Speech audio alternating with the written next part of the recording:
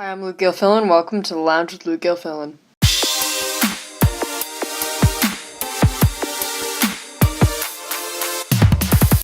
Alrighty, I have a bit of a strep throat, so I don't really want to talk too much, but there's a couple things that happened this week. During the beginning of the week, it's just sort of that Ilhan Omar story still kept going. Very sad news. Towards the end of the week on Thursday or Friday, I believe, a mosque in New Zealand was attacked by a group of white supremacists, like four of them, and they killed 49 people and left 20 people seriously injured. So, I'm not really gonna talk about that because I want this to be pretty quick. So, yeah, if you want to figure out about that, CNN has a lot of good things on that. I saw. So first off, the Oak Park trustee, school board elections, and River Forest school board elections are all coming up quite soon. So this is by Timothy Inkelbarger at oakpark.com. High-rise developments, residential taxes, affordable housing, and support for Oak Park-based businesses were all on the table at a candidate forum held Friday by the Business and Civic Council in the Oak Park River Forest Chamber of Commerce.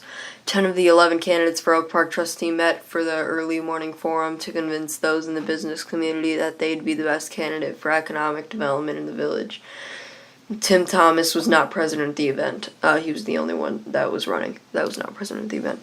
The election for 3 seats on the board is set for April 2nd. The candidates began with a question about the recently passed inclusionary zoning ordinance that requires developers building in certain parts of Oak Park to make 10% of their units affordable to those making within 60% of the area median income. The ordinance allows developers to pay money into an affordable housing fund in lieu of including units in the development, but buying out each affordable unit will cost them $100,000 per apartment.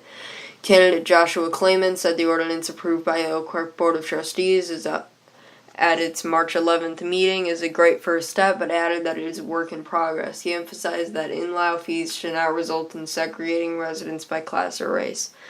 Clayman said he is concerned that the Affordable Housing Fund will put affordable housing in one part of the town and luxury high-rise developments in another part of town. Candidate Susan Buchanan agreed that the ordinance is a first step, noting that it looks like a relatively weak ordinance compared to some areas of Chicago. Buchanan says she supports the in-law aspect of the ordinance because it allows the village to assist those at the lower end of the economic scale. As she says, the in-law fees will target those who aren't even able to afford to live in the luxury developments at the affordable rates. Trustee Jim Teglia, the only incumbent candidate, said he was proud to have voted in favor of the ordinance and said it would be good for Oak Park. The trick is we don't want to inhibit development, we want development to occur, and at the same time we don't want to burden the taxpayer, he said. Candidate Ari Walker Penn-Dakota said she believes the ordinance was too weak and was passed for political reasons. 10% and $100,000 is very weak when you look at the other zoning ordinances that have been passed around the country, and I think that it is, as a progressive community, we can do better and we should do better. The other big news this week was Beto O'Rourke, who ran for Senator of Texas against Ted Cruz and nearly won. He's currently a congressman for the El Paso, Texas area. He announced his candidacy for the 2020 presidential nominee and for president. So I'm just going to play that clip. Thanks for watching. Amy and I are happy to share with you that I'm running to serve you as the next president of the United States of America. This is a defining moment of truth for this country and for every single one of us.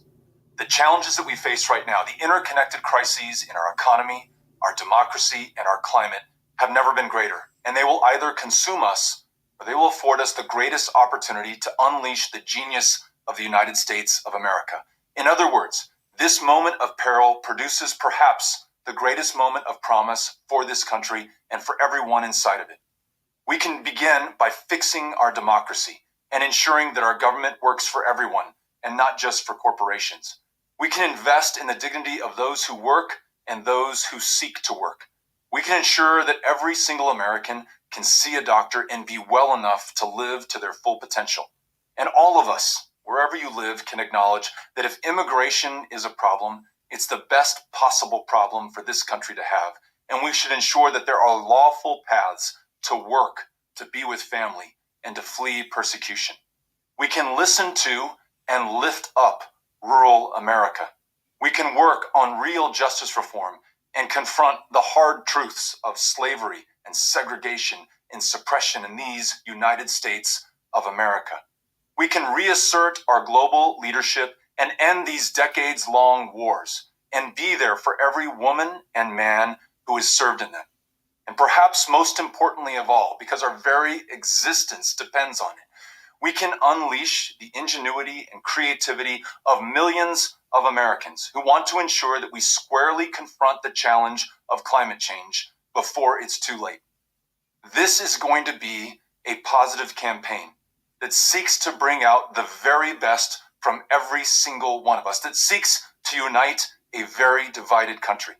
We saw the power of this in Texas, where people allowed no difference, however great or however small, to stand between them and divide us, whether it was religion or gender or income or geography. We put our labels and our differences aside to come together for the only thing that matters: the future of this country and the generations that will follow us. Over the coming days, I'm going to travel this country and listen to those who I seek to serve, to understand from your perspective how we can best meet these challenges. On March 30th, I will be back here in El Paso, Texas, and I invite you to join us in a kickoff for this campaign. But even if you cannot be here on March 30th, I still want your help organizing where you live, bringing in friends and family and neighbors to the greatest grassroots campaign this country has ever seen. There's a lot more to come, but I want to leave you with this. The only way for us to live up to the promise of America is to give it our all and to give it for all of us. We are truly now, more than ever, the last great hope of Earth. At this moment of maximum peril and maximum potential, let's show ourselves and those who will succeed us in this great country just who we are and what we can do. Thank you. Hi everyone, George Stephanopoulos here. Thanks for checking out the ABC News YouTube channel. If you'd like to get more videos, show